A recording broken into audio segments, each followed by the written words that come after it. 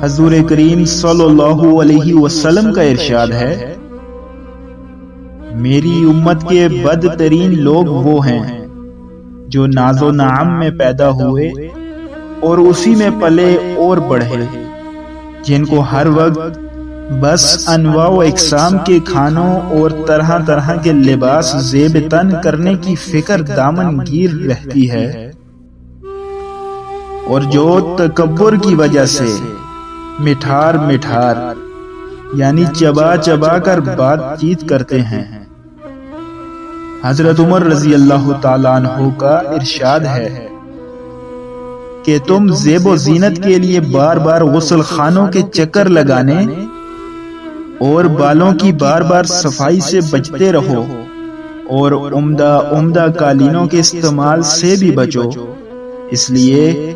کہ اللہ کے خاص بندے عیش و عشرت کے دلدادہ نہیں ہوتے۔